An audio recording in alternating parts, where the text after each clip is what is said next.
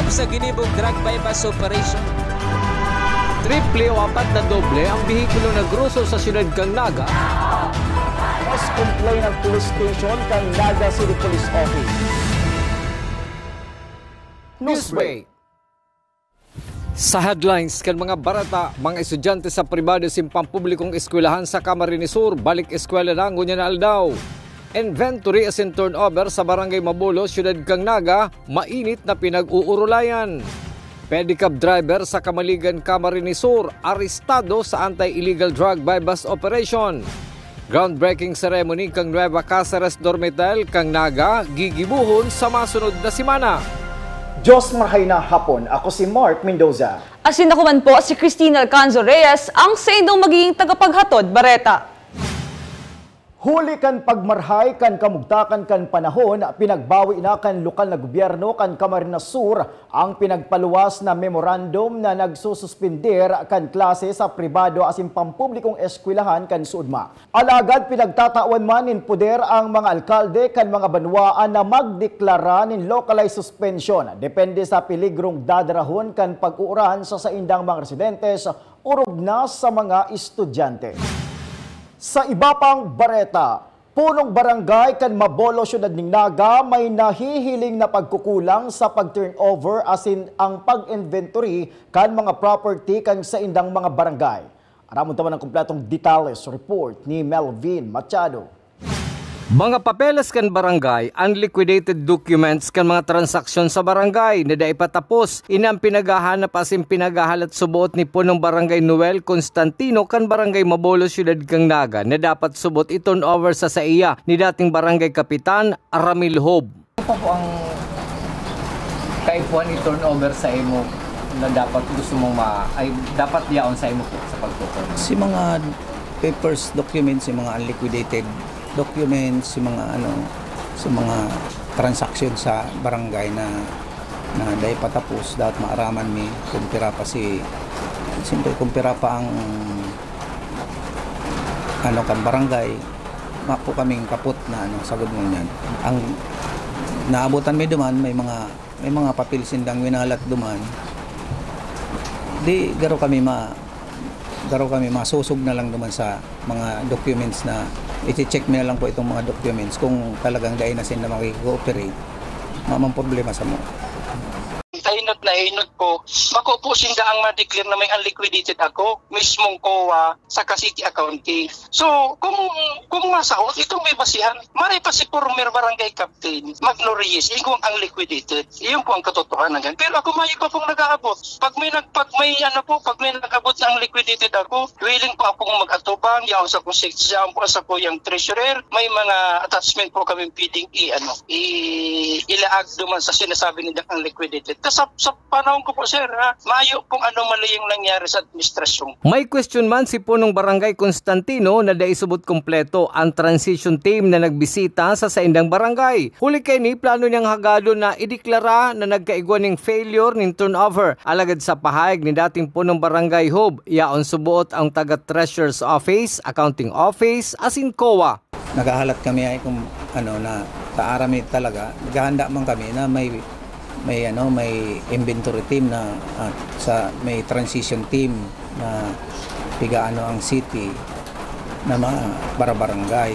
Iyon man yung pigahalat ko kapag duman ko po sa accounting office, iyon man si paliwanag sa kuya. Saka kang nakaagi mo man na pag turnover, ang transition team talaga, ang composition ng transition team, may accounting, may sa accounting, COA, DILG, tapos treasurer's office, 4 po yan. Kapan 5 itong sa, ayun yan, may 5 na po itong sa SK, suway na po bagang SK. 5 na dapat. Iyon man yung piga-asahan ng composition, transition team, yan may composition na argayan. Pero sa nangyari, mayo kung sa accounting office nag-abot, pero duwa lang ito. Mamang taga DILG, mamang taga COA. Duwa lang talaga sa accounting lang dasinda. Kaya iba, sabi ko, ibang unyan si kulang si member. Kulang si member po. Tapos kami ka to, pag turnover ni talaga, kumpleto man ang ano, yaraon sila talaga. Kaya ngunyan, naging mayong karo na experience ko ngunyan na ano, improper si ano, dahil formal si ano, si pag turnover talaga. Kaya sabi ko, ma-request akong ano, hindi failure ang turnover. Maski dahil ninda ano, sabi ko, subject for ano da akong si ma'am ano, counting ang mga addition kung ipifailure ano. Sabi ko, nahiling manindo na araw ka na ang sitwasyon. Siguro, pwede ko na failure na yung pag turnover kasi talagang di ako mapirma dyan sa ano nindo. Charges po nakaigwan ng initial inventory na kung saan po may nakabot ng taga City Treasurer's Office, City Accounting Office, saka po ini yung taga-kuha. Sinda po haramin na makakaigwan ng ano, ng initial turnover. Para sa One Media, TV 48 Naga, Melvin Machado, Newsbreak. Mientras tanto, sa taho kad mga issue sa barangay Mabolo, Syudad ni Naga, siniguro ni punong barangay Noel Constantino na daiman prakasado ang mga transaksyon kan sa indang barangay, kasuod man nagibuhan subuot ninda din paagi. Dahil man po, suod ma, nagibuhan mi na ning paagi. Sa iba pang bareta, bilang pagbalos nin utang na buot asin pasasalamat sa lokal na gobyerno kan Bombon, Camarines Sur sa pagtabang sa ginibong government survey sa ide-develop na subdivision sa barangay San Roque kan nasabing munisipyo. Kinumpirma ni punong barangay James Paul Ranina may idodonar sindang lote para sa Super Health Center, daycare, Bureau of Fire asin para sa simbahan. Parte po kan sa moyang pag-urulay na kung matabangan kami kang opisina ni Mayor, matabang man kami sa Banwa ng Bombon. Iyo po yan si konsepto kang inot ng pag-urulay. Igwa po kaming idodonate dyan na Super Health Center, daycare center sa barangay, evacuation center sa barangay, PNP station, fire station, tapos ito pong 1 hectare na before project na fish hatchery. Igwa pa po nin market, igwa pa po nin terminal. As in, ang idodonate niya pong para sa simbahan sa palasyo, which is almost 0.5 hectares o kabangang hektare. Sa iba pang issue, nagpadara na nin surat ang opisina ni Mayor Nelson Ligacion sa Manamiento kan Metro Naga Water District na nagtutugot sa paglipat ni Mr. Florencio Mungos Jr. na matukaw bilang permanenteng general manager asin babayaan na kaini ang pagiging empleyado kan lokal na gobyerno kang Naga. Si Munggoso posibleng mag-asumir bilang permanenteng general manager kan MNWD sa petsa 1 kan Disyembre ngunya na taon. Sa pagbabalik kan Newsbreak, pedicab driver sa Kamaligan, Camarines Sur arestado sa anti-illegal drug operation. Iyan asin iba pang mga bareta sa pagbuwalta kan One Media TV 48 Naga, Newsbreak. Dakop sa ginibong drug bypass operation. Triple o 4 na doble ang bihikulo na groso sa siyudad kang Naga. Mas complain ng police station kang Naga City Police Office. Newsbreak. Flight attendants, prepare for takeoff, please.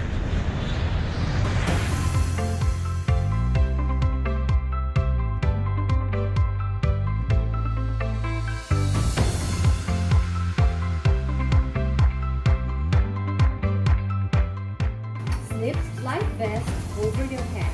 Take the tape around your waist.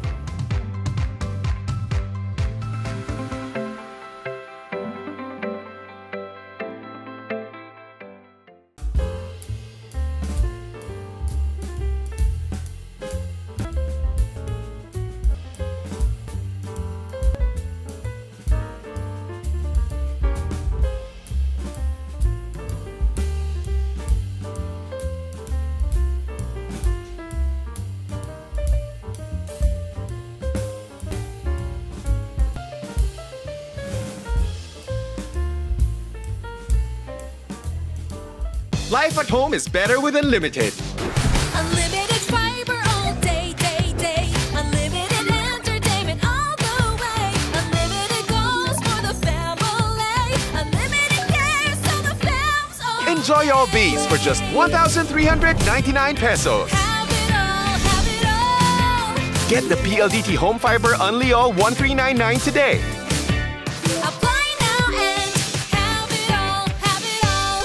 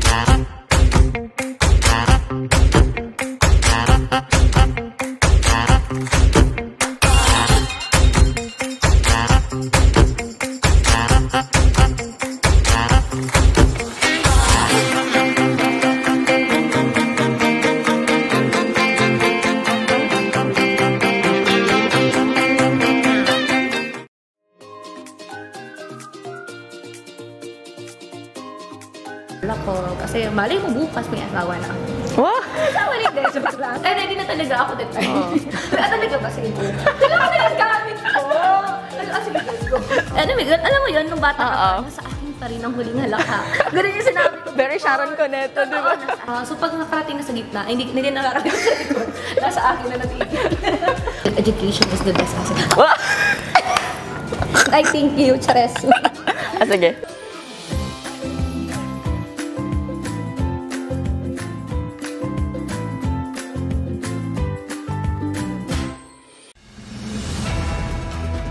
Dakop sa ginibong drug bypass operation. Triple o apat na doble ang bihikulo na gruso sa siyudad kang Naga. Mas complain ng police station kang Naga City Police Office. Newsbreak. Pinag-anunsyar na kan lokal na gobyerno kan Naga ang gigibuhon na groundbreaking ceremony kan Nueva Cáceres Dormitel. Inigigibuhon sa maabot na Miyerkules sa masunod na simana sa Balatas Development Center. Ang Nueva Cáceres Dormitel ang kabali sa iba pang edipisyong itutugdok sa Balatas New Development Area sa masunod na mga bulan. Sa satuyang police report, sarong parapadjak o pedicab driver arestado sa anti-illegal drug operation kan PNP Kamaligan. Aramunta ang detalles sa report ni Melvin Machado. Nasa custody ngunyan kang Kamaligan Municipal Police Station ang pedicab driver na si Julio Sarmiento, residente kang Dugkal, Kanasabing Banwaan, matapos maaresto sa ginibong anti-drug bypass operation kasudma. Sarong plastic sachet ni subot shabu ang na-recover na pinagdarangunyan sa PNP Crime Laboratory. Inima na magsiserving ebidensya para sa pagsaangatin kaso sa suspect. So kasuod na 8:30 in the morning and successful sa operation against certain Julio Sarmiento. Taga-Dugkal man ini and saro siyang pedicab driver. So during the operation, nakuanan siya ning sarong heat cell transparent plastic sachet ning suspected na shabu. Alagad ngunyan pigdrata na ini sa crime lab for the laboratory. So naghahalat na lang kita kang result para tuluyan ng maisangat si kaso against the suspect. Nakiuli man si Police Lieutenant Lanuza sa mga bagong opisyal kan barangay na makipagtabangan sa kampanya kontra sa illegal na droga. Urog na sa pagiging testigo sa mga anti-illegal drug operation. An appeal sa mga newly elected barangay officials, please understand na bilang member po ng Barangay Anti-Drug Abuse Council, the BADAC, the MADAC especially, we will play a vital role pag-abot sa suppression kang illegal drugs. Sabi ko nga ni, if we cannot totally eradicate, at least we minimize the operations of, of illegal drugs. Kasi magiging witness ka mo whether you like it or yes because you are duty bound to do so. So dito pwedeng sabihin na sinex na lang nakagawad dai po because trabaho tayan bilang sarong elected officials. Anyway, dai man kamo tigpirit, you voluntarily run for the position. Para sa One Media TV 48 Naga, Melvin Machado, Newsbreak. Sa satuyang police report, nag-slide sa Mahalnas na tinampo kan Barangay Villahermosa, Castilla, Sorsogon ang Provincial Mobile Force Company Mantrak na makuakuta kan mga police trainee sa Villahermosa, Daraga, Albay. Huli kaini, naokupar kan PNP Mantrak ang balyong tinampo hasta mabanggaan ang nakaparadang delivery truck. Tulos man dinara sa ospital ang lunad na PNP personnel. Sa iba pang police report, nasa ospital ngunyan ang sarong police corporal na miyembro kang Naga City Police Office asin naka-assign sa Police Station number 5 matapos makabangga ang pinagmamanehong bihikulo sa kasabatan na tanker na pinagmamanehuman kan sarong Ronel Arco, residente kan Kamaligan, Camarines Sur. Nag-overtake subuot ang kotse sa sarong Trimobile asin dainarisa ang kasabatan na truck na naging kausa kan pagkakairido kan nasabing police officer. Asin yan ang mga bidang baretang nakalap kan mas pinakusog na puwersa kan One Media TV 48 Naga News and Bicol Affairs. Day malingaw na i-follow ang samoyang official Facebook fan page One Media TV 48 Naga. Ako po si Mark Mendoza. Padagos kaming mahatod nin mga baretang garantisadong nangingenot asin napapanahon. I-hit ang subscribe button sa samoyang official YouTube channel One Media TV 48 Naga. Tanggaling updated kita sa mga bareta asin istoryang bidaan Bicolano. Sa ngaran po ni Antoinette Eduardo, ako po si Cristina Alcanzo Reyes asin ini ang One Media TV 48 Naga Newsbreak. Dako sa ginibong drug bypass operation. Triple o 4 na doble ang bihikulo na gruso sa siyudad kang Naga. Mas complain ang police station kang Naga City Police Office. Newsbreak.